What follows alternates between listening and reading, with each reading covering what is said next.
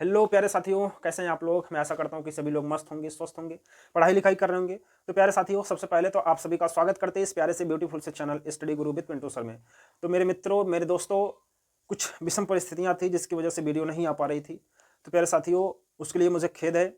आज से अब वीडियो जो है आप लोगों की कंटिन्यू होगी, ठीक है। तो मैं आशा करता हूँ कि सभी लोग पिछली वीडियो देख चुके हो। प्यारे साथियों, अगर आप चैनल पर नए हो तो चैनल को सब्सक्राइब कर लीजिए और भी मित्रों के पास शेयर कर दीजिए, ठीक है। और भी छोटे भाई बहन जो भी हैं सबके पास शेयर करिए, सबको फटाफट से बताइए कि वीडियो अब कंटिन्यू हो गई है। तो प्यारे साथियों, हमारे पास बहुत कम समय है, एग्जाम के लगभग 2 से 3 महीने बचे हुए हैं, तो अब हम लोगों को जम करके पढ़ाई करनी है। तो प्यारे साथियों, आप भी एक हाथ दीजिए, मैं भी एक हाथ देता हूँ, और दोनों लोग हाथ से हाथ लड़ाते हैं, ताली की आवाज़ देखते हैं कितनी तगड़ी आवाज़ निकलती है। प्यारे साथियों, ऐसा तगड़ा आवाज़ निकालना है ताकि 2025 में शोर मच जाए। इस study Guru with Pintu sir के चैनल पर जो है शोर मच जाना चाहिए। सभी लोग एकदम एकजुट होकर के पढ़ाई करिए। मेरे मित्रों, देखिए, मैं ये नहीं चाहता हूं कि ये चैनल किसी और बच्चे के पास, ऐसे बच्चों तक पहुंचे जो बच्चा पढ़ना नहीं चाहता। नहीं, मैं ऐसा चाहता हूं कि उन बच्चों तक पहुंचे जो बच्चा पढ़ना चाहता है, लेकिन उनकी कुछ आर्थिक स्थितियां सही ना होने के कारण वो कोचिंग नहीं कर पा रहे हैं, ठीक है। तो आपको सारा कंटेंट फ्री में प्रोवाइड किया जाएगा, इस पर कोई चार्जेस नहीं है, बिल्कुल फ्री है। प्यारे साथियों,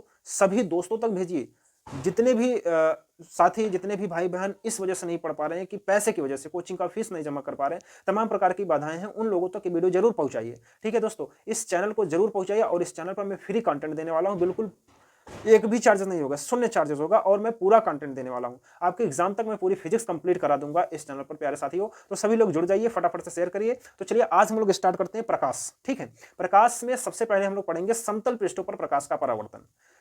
समतल पृष्ठों पर प्रकाश का परावर्तन, वास्तव में प्रकाश होता क्या है, आज हम आपको समझाएंगे। और आप बिल्कुल कॉपी कलम लेकर के एकाग्र होकर के बैठ जाइए, इधर उधर बिल्कुल मत करना। प्यारे साथियों, सीखना है तो वीडियो के अंत तक बने रहना है, वरना सीख नहीं पाओगे, ठीक है। तो चलिए, प्रकाश क्या होता है समझिए।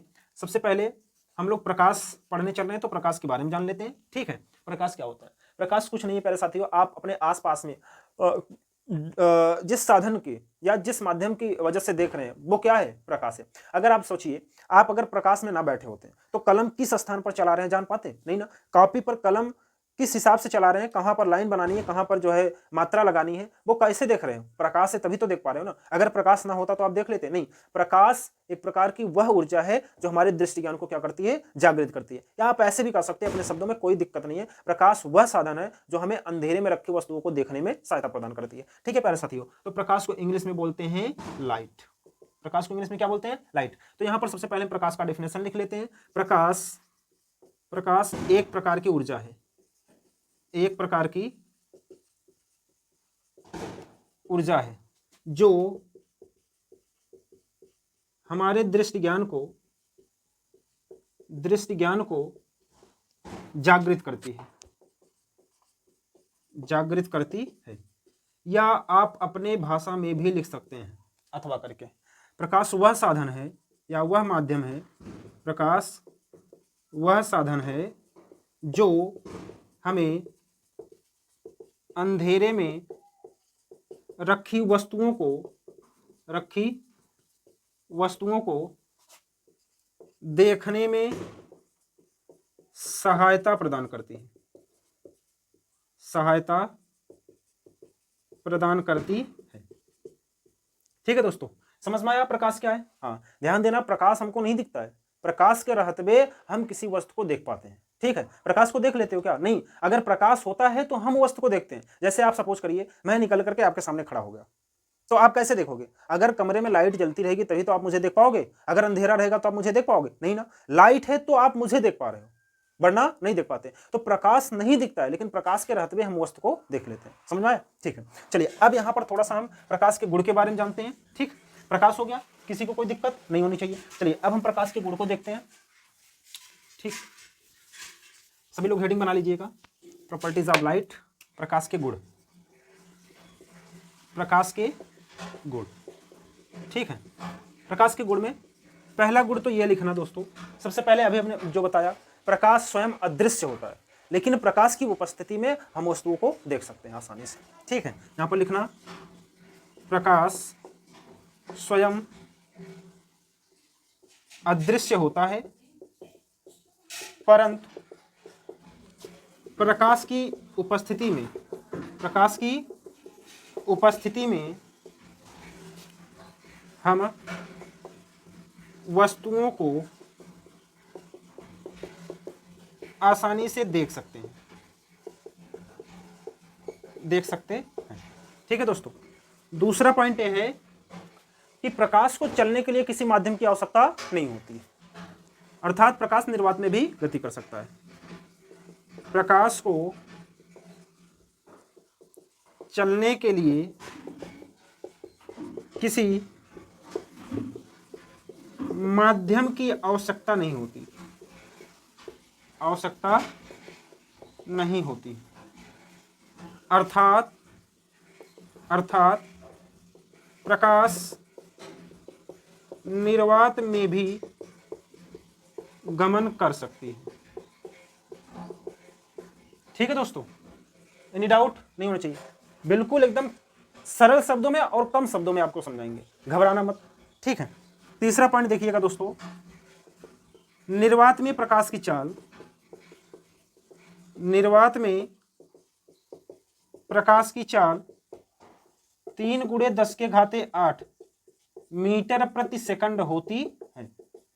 ठीक है, वैसे तो प्रकाश की चाल अलग अलग माध्यमों में अलग अलग होती है, लेकिन निर्वात में कितनी होती है? 3 × 10⁸ मीटर प्रति सेकंड। याद रखना, भूलना मत, अक्सर ये पूछे जाते हैं। ठीक है दोस्तों, चलिए अब इसके बाद चौथे पॉइंट में लिखना, साधारणतः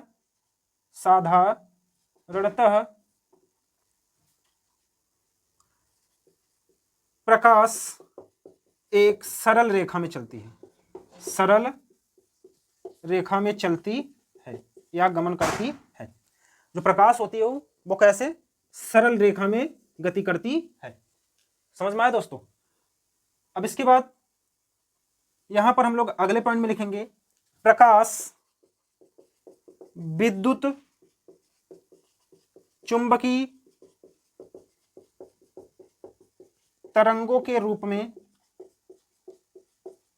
गति करती है। ठीक है दोस्तों, समझ में आया? बस 1 मिनट रुक जाइए, थोड़ा सा मार्कर में इंक डाल लेते हैं, इसके बाद स्टार्ट करते हैं सेशन को। प्यारे साथियों, सभी लोग जुड़े रहना वीडियो के अंत तक।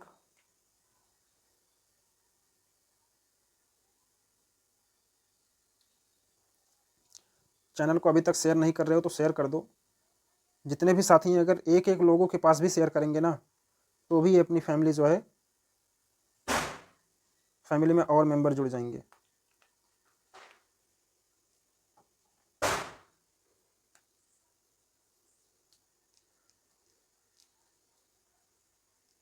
चलिए अब इसके बाद आगे चलते हैं। वैसे जब आपसे प्रकाश का गुण पूछेगा ना, तो कम से कम 5-6 गुण तो जरूर लिखना। ठीक है, तभी आपको नंबर मिलेंगे। 5-6 गुण कम से कम लिखना। वैसे मैं आपको लिखवा देता हूँ 6-7-8 ठो। अगर आपको पूरा याद है तो पूरा लिखना, और अच्छी बात है। नहीं याद है तो कम से कम 5-6 ठो तो जरूर लिखना।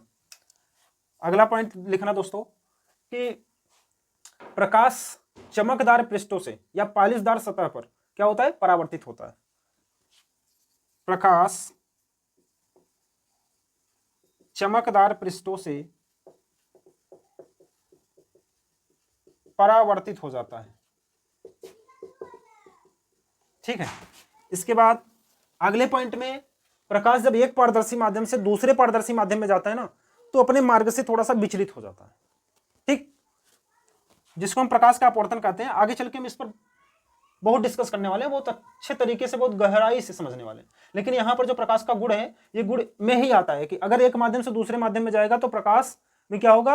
अपवर्तन होगा। परावर्तन नहीं, अपवर्तन। अपवर्तन का मतलब है प्रकाश जाएगा तो, लेकिन अगले माध्यम उसकी चाल कम या ज्यादा हो जाती है। ठीक है, चलिए, प्रकाश एक पारदर्शी माध्यम से दूसरे पारदर्शी माध्यम में जाने पर वह अपने मार्ग से थोड़ा विचलित हो जाती है। थोड़ा विचलित हो जाती है, जिसे लिख भी दे रहा हूं, जिसे प्रकाश का अपवर्तन कहते हैं। ठीक है दोस्तों, इसके बाद अगले पॉइंट में लिख लेना, जो दृश्य प्रकाश होती है, जो दिखने वाली प्रकाश होती है, बोले तो जिस प्रकाश से हम वस्तु को देख पाते हैं, जैसे कम से कम कितना होना चाहिए और ज्यादा से ज्यादा कितना होना चाहिए, तो दृश्य प्रकाश की तरंग दैर्ध्य वैसे तो होता है 39 संज्ञस्थान से 78 संज्ञस्थान, लेकिन डायरेक्ट सीधा सीधा लिखिए 4000 एंगस्ट्रॉम से 8000 एंगस्ट्रॉम तक होती है। ठीक है दोस्तों, यहां तक किसी को कोई प्रॉब्लम नहीं होना चाहिए और सभी को बहुत सरल तरीके से समझ में आए नहीं, बिल्कुल एकदम आसान शब्दों में लिखा गया है प्यारे साथियों और कम शब्दों में लिखा गया। यह 8 गुण हमारे हिसाब से सफिशियंट है, बहुत है, पर्याप्त है, इतना आप याद कर लेना बस। ठीक है, चलिए अब हम लोग जो है प्रकाश की किरण को समझते हैं। प्रकाश की किरण क्या होती है?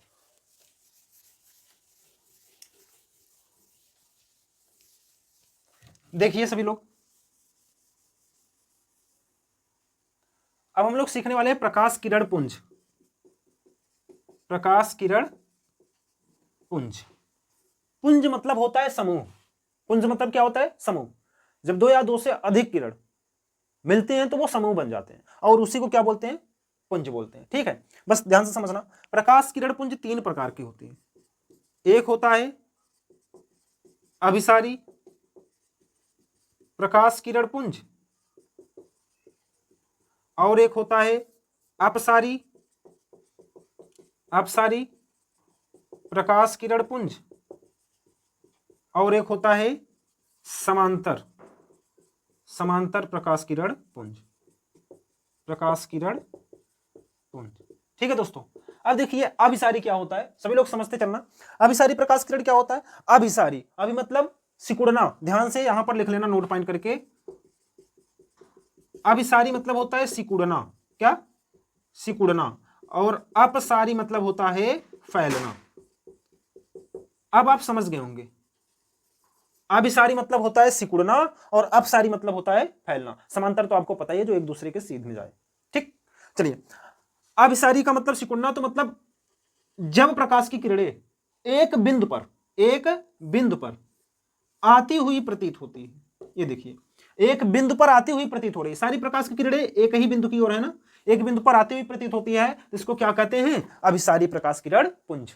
समझ में आया? लिखना चाहते हो तो लिख लेना, मैं बोल दे रहा हूं। जब प्रकाश की किरणें किसी एक बिंदु पर आती हुई प्रतीत होती है तो उस बिंदु को क्या कहते हैं, या उस किरण को क्या कहते हैं? अभिसारी प्रकाश किरण पुंज कहते हैं। समझ में आया? Any doubt? नहीं। चलिए, अब इसके बाद अपसारी क्या होता है प्यारे साथियों? जब प्रकाश की किरणें एक बिंदु से आती हुई प्रतीत होती है, यहां पर एक बिंदु पर आती हुई प्रतीत होती थी, लेकिन यहां पर एक बिंदु से आती हुई प्रतीत होती है, इसको क्या कहेंगे? अपसारी प्रकाश किरण पुंज कहेंगे। Any doubt? नहीं। ये याद रखना प्यारे साथियों, आगे लेंस तक ये काम में आने वाला है। ठीक है, ये लेंस तक काम में आने वाला है, इसलिए मैं बता रहा हूं, वरना मैं इस टॉपिक को लीव कर देता। चलिए, अब इसके बाद समांतर है दोस्तों, जब प्रकाश की किरणें एक दूसरे के समांतर हो, जब प्रकाश की किरणें एक दूसरे के समांतर हो, उसको क्या कहते हैं? समांतर प्रकाश किरण पुंज कहते हैं। Any doubt? नहीं है ना? अगर डाउट है तो प्यारे साथियों वीडियो को पीछे करके फिर से देख लेना। ठीक है, पहले पूरी वीडियो अंत तक देख लो, इसके बाद दोबारा देख लेना, आपके अंदर से डाउट निकल जाएंगे। चलिए, अब हम लोग चलते हैं अगले टॉपिक की तरफ, प्रकाश के परावर्तन। ध्यान से समझना, very very most important topic अब चलने वाला है, प्रकाश का परावर्तन। इसको समझना प्यारे साथियों, जो कि अक्सर पूछे जाते हैं पेपर में, इंपॉर्टेंट टॉपिक है प्रकाश का परावर्तन। प्रकाश का परावर्तन, जिसको हम लोग इंग्लिश में बोलते हैं रिफ्लेक्शन ऑफ लाइट। ठीक, प्रकाश का परावर्तन क्या होता है समझते चलना, बिल्कुल एक एक पॉइंट में आपको समझाऊंगा। जैसे मान लीजिए कोई सतह है या पृष्ठ बोलो, ठीक है, अब हम इसको एक तरफ से रेड ऑक्साइड, ये जो कलर किया गया वो किसका है? रेड ऑक्साइड का है, रेड ऑक्साइड। ठीक है, लाल ऑक्साइड की कलई कर दिया गया। ठीक, अब ध्यान से समझना, जब किसी चिकने व पालिशदार तल पर अगर हम इसके लंबवत एक रेखा खींचें तो ये क्या कहलाएगा? अभिलंब कहलाएगा। ठीक, जो परावर्तक पृष्ठ के लंबवत खींची गई रेखा होती है उसको क्या कहते हैं? अभिलंब कहते हैं, अभिलंब है। अगर हम कोई प्रकाश की किरणें इधर से लाएं, ये आई और इस परावर्तक पृष्ठ से टकराई, टकराने के बाद इसके अधिकांश भाग क्या होते हैं? उसी माध्यम में वापस लौट जाते हैं, जिस माध्यम से आते हैं उसी माध्यम में क्या होते हैं? वापस लौट जाते हैं, और इसी घटना को क्या कहते हैं? प्रकाश का परावर्तन। अब इसको फिजिक्स की भाषा में कैसे कहोगे? जब किसी चिकने व जब किसी चिकने व पालिशदार सतह से प्रकाश की किरणें टकराती है, टकराने के बाद प्रकाश की अधिकांश किरणें उसी माध्यम में वापस लौट जाती हैं। प्रकाश की इसी घटना को क्या कहते हैं? प्रकाश का परावर्तन कहते हैं। Any doubt? नहीं। जब किसी चिकने व पालिशदार सतह से प्रकाश की किरणें टकराती हैं, आपतित प्रकाश की किरणें क्या होती है? टकराती हैं। तो टकराने के पश्चात प्रकाश की अधिकांश किरणें उसी माध्यम में वापस लौट जाती है। इस घटना को क्या कहते हैं? प्रकाश का परावर्तन कहते हैं। मेरे साथ साथ लिखते चलना। जब किसी चिकने व पालिशदार पृष्ठ से कोई आपतित प्रकाश किरणें टकराती है तथा टकराने के बाद उसका अधिकांश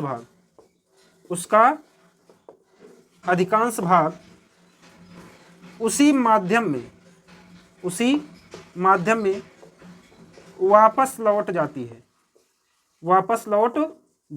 है। तो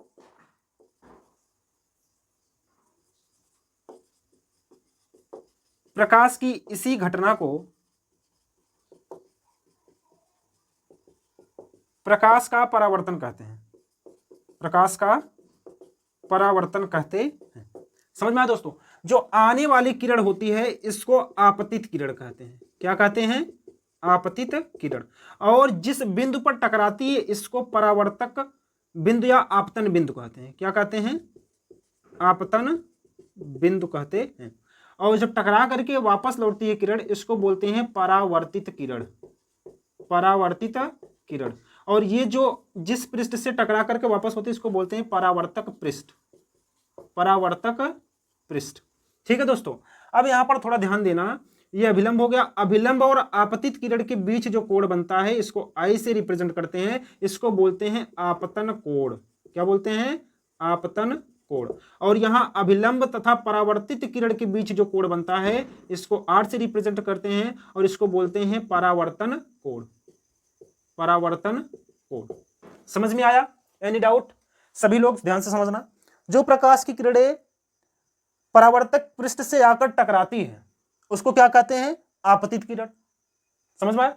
जो प्रकाश की किरणें परावर्तक पृष्ठ से आकर टकराती हैं उसको क्या कहते हैं? आपतित किरण। इसके बाद जो प्रकाश की किरणें परावर्तक पृष्ठ से टकराकर वापस लौट जाती है उसको क्या कहते हैं? परावर्तित किरण कहते हैं। परावर्तक पृष्ठ के जिस बिंदु पर आपतित प्रकाश की किरणें टकराती है उस बिंदु को क्या कहते हैं? आपतन बिंदु कहते हैं। अब आपतन बिंदु पर खींचा गया लंब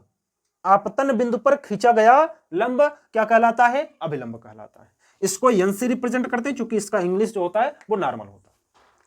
अब इसके बाद अभिलंब तथा आपतित किरण के बीच बने कोण को क्या कहते हैं? आपतन कोण कहते हैं। इसको प्रदर्शित करते हैं किससे? स्मॉल आई से। समझ में आ रहा है ना? सबको लिखना है, मैं नहीं लिखूंगा, आपको लिखना है। चलिए, अब इसके बाद अभिलंब तथा परावर्तित किरण के बीच बने कोण को क्या कहते हैं? परावर्तन कोण कहते हैं। यहां पर मैं लिखा हुआ। और इसको किससे रिप्रेजेंट करते हैं प्यारे साथियों? आर से। किससे लिखते हैं? स्मॉल आर से। समझ में आया? Any doubt? नहीं। चलिए, अब हम लोग समझने वाले हैं प्रकाश के परावर्तन के नियम। ठीक है, प्रकाश के परावर्तन के नियम फटाफट से समझ लेते हैं। दो नियम है। पहला नियम क्या है? ठीक है, ये चित्र ऐसे बना रहेगा।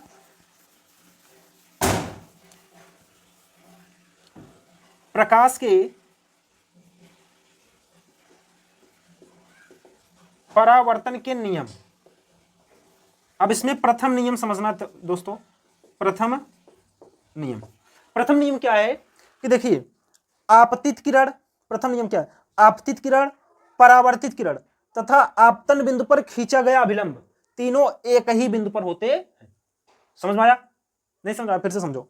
आपतित किरण तथा परावर्तित किरण और आपतन बिंदु पर खींचा गया अभिलंब तीनों परावर्तक पृष्ठ के एक ही बिंदु पर होते हैं। यह होता है प्रथम नियम।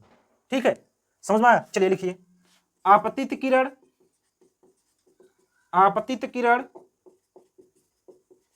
परावर्तित किरण तथा आपतन बिंदु पर खींचा गया अभिलंब तीनों ही परावर्तक पृष्ठ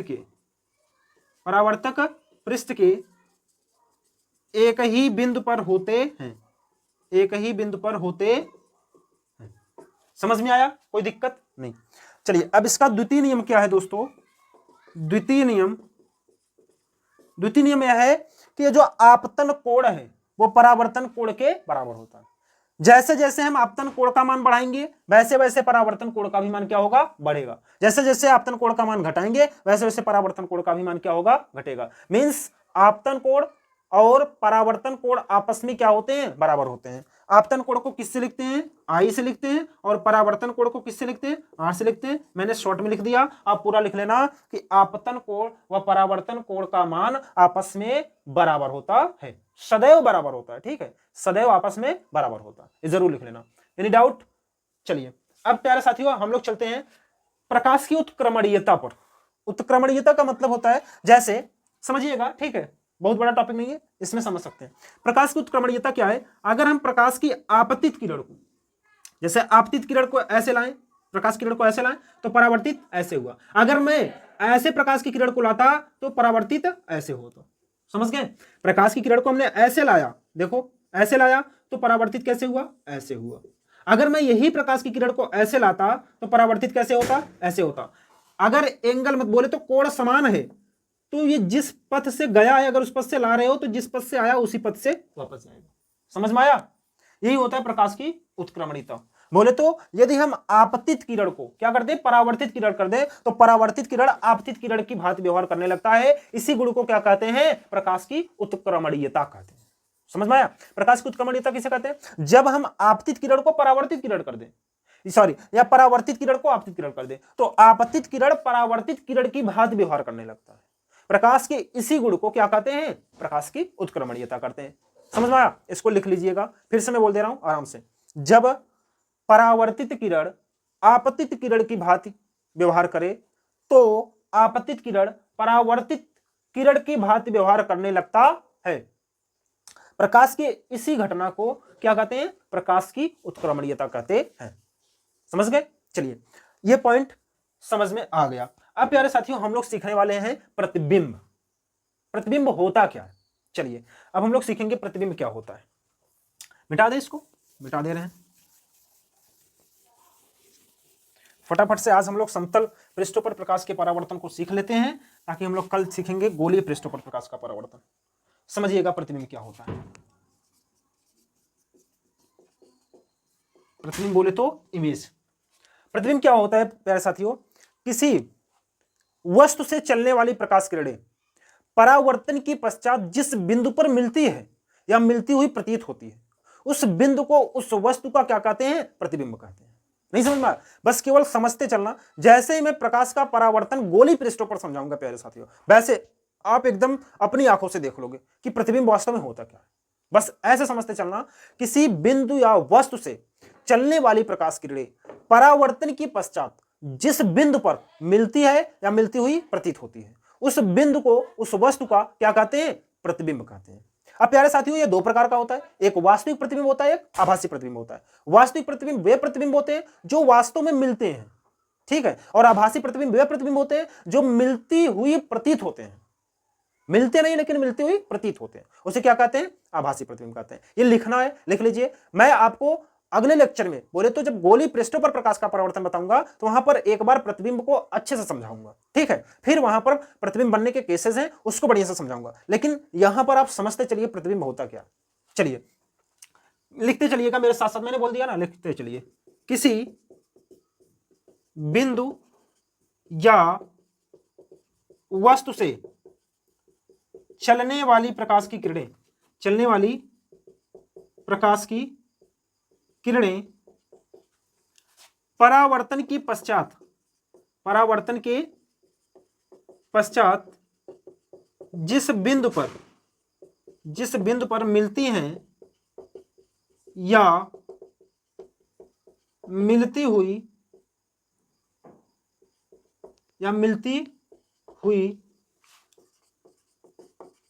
प्रतीत होती है, उस बिंदु को उस वस्तु का प्रतिबिंब कहते हैं। ठीक है दोस्तों, एनी डाउट नहीं। प्रतिबिंब दो प्रकार के होते हैं, एक होता है वास्तविक प्रतिबिंब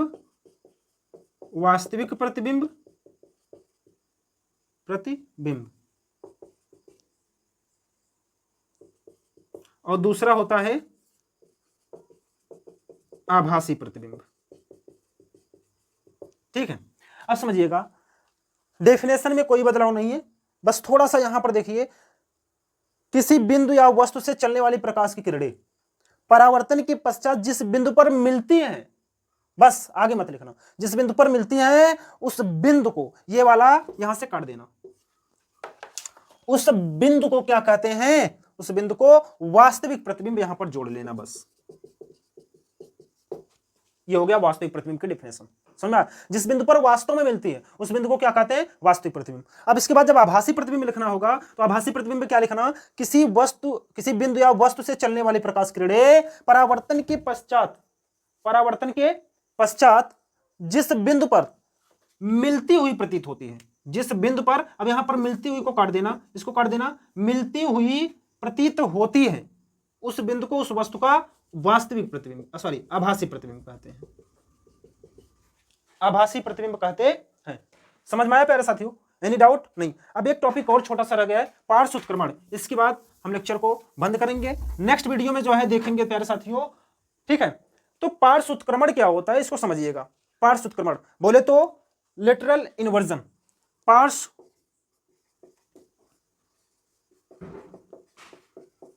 उत्क्रमण। ठीक है, पार्श्व उत्क्रमण, जैसे देखिए पार्श्व उत्क्रमण क्या होता है समझिएगा। जैसे मान लीजिए एक समतल दर्पण हो गया, ठीक है, समतल दर्पण हो गया, समतल दर्पण के सामने हम लोग खड़े होते हैं, समतल दर्पण के सामने जब खड़े होते हैं तो हमारा दायां हाथ शीशे में, बोले तो समतल दर्पण में आप शीशे में जब देखेंगे तो दायां हाथ बायां नजर आता है, आता ही नहीं आता है। अगर नहीं जानते हो तो एक बार जाकर के देख लेना, आप ऐसे बाएं कान को या दाएं कान को पकड़ोगे ना तो शीशे में जब देखोगे तो ऐसा प्रतीत होगा कि हमने दाएं हाथ से बायां कान पकड़ा हुआ है, आप जो कि पकड़े रहना दाएं हाथ से दायां कान। ठीक है, शीशे में देखोगे तो बाएं हाथ से बायां कान प्रतीत होता है, इसी को बोलते हैं दोस्तों पार्श्व उत्क्रमण। अब कुछ अक्षरों का पार्श्व उत्क्रमण संभव नहीं है, जैसे ए हो गया, ए को अगर देखोगे शीशे में तो ऐसे ही दिखेगा। ठीक है, अगर आप बी को देखोगे ना तो बी आपको शीशे में ऐसे प्रतीत होगा, उल्टा हो जाता है। बोले तो लेफ्ट का राइट, राइट का लेफ्ट होता है, लेफ्ट का राइट हो जाता है और राइट का लेफ्ट हो जाता है। देखिए ये बी इस तरफ राइट साइड में था और एक खड़ी डंडी बोले तो ऐसे ये लेफ्ट साइड में था, यहां पर ये राइट साइड में हो गया, ये लेफ्ट साइड में हो गया, बदल जाएगा। लेकिन अगर हम कहें ओ को बदलो तो वो ऐसे ही रहेगा, आई को बदलो आई ऐसे ही रहेगा, एम को बदलो एम भी ऐसे ही रहेगा, डब्ल्यू को बदलो डब्ल्यू ही ऐसे रहेगा, एक्स को बदलो एक्स भी ऐसे रहेगा, रहेगा कि नहीं रहेगा। बाकी जो भी छूट रहे हैं आप जान रहे हैं ना, जानते रहिएगा। ठीक है, समझ में आया, कोई दिक्कत, इन सबका पार्श्व उत्क्रमण क्या होता है, नहीं हो पाता है। समझ में आया, पार्श्व उत्क्रमण क्या होता है, जब हम समतल दर्पण के सम्मुख खड़े होते हैं तो हमारा दायां हाथ बायां प्रतीत होता है और बायां हाथ दायां प्रतीत होता है, इसे क्या कहते हैं, पार्श्व उत्क्रमण कहते हैं। समझ में आया दोस्तों। चलिए अब हम थोड़ा सा एक छोटा सा टॉपिक और रह गया, समतल दर्पण। समतल दर्पण को भी लगे हाथ सीख लेते हैं। समझ में आया, एनी डाउट नहीं होना चाहिए, बहुत ही सरल शब्दों में समझाने प्यारे साथियों। चलिए अब इसके बाद देखिए समतल दर्पण क्या होता है। समतल दर्पण, समतल दर्पण, ठीक है, समतल दर्पण क्या होता है, ऐसा दर्पण जिनका परावर्तक पृष्ठ क्या हो, समतल। ऐसा दर्पण जिनका परावर्तक पृष्ठ कैसा हो, समतल हो। बोले तो ये देखिए ये समतल दर्पण होता है। ठीक है, इस साइड हम मान लेते हैं रेड ऑक्साइड की कलई कर देते हैं, यह समतल दर्पण, यहां से प्रकाश किरणें आई तो ऐसे चली गई, ये होता है क्या, समतल दर्पण। ठीक है, एनी डाउट, लिखना चाहते हो तो लिख सकते हो, ऐसा दर्पण जिनका परावर्तक पृष्ठ क्या हो, समतल हो, उन्हें समतल दर्पण कहते हैं। लिखिएगा, मैं नहीं लिख पाऊंगा, ठीक है, आप लिखिएगा, ऐसा दर्पण जिनका परावर्तक पृष्ठ क्या हो, समतल होता है, उन्हें समतल दर्पण कहते हैं। बाकी ये चित्र बना लेना, इधर लिख लेना आपतित किरण, आपतित किरण, और इधर लिख लेना परावर्तित किरण। ठीक है, और ये लिख लेना परावर्तक पृष्ठ, परावर्तक पृष्ठ, और ये लिख लेना कलई किया गया भाग। कलई किया गया भाग। ठीक, एनी डाउट? नहीं होना चाहिए। अब इसके बाद समतल दर्पण के कुछ प्रॉपर्टी हैं, गुण हैं, हम लोग इस गुण को देख लेते हैं। पहला गुण तो यह है प्यारे साथियों कि समतल दर्पण द्वारा जो बना प्रतिबिंब होता है वो सदैव आभासित और सीधा होता है। समतल दर्पण द्वारा जो बना प्रतिबिंब होता है वो क्या होता है? सदैव सदैव आभासी व सीधा होता है, सीधा होता है। ये पहला प्रॉपर्टी है। ठीक है, समतल दर्पण द्वारा बना प्रतिबिंब सदैव आभासी व सीधा होता है।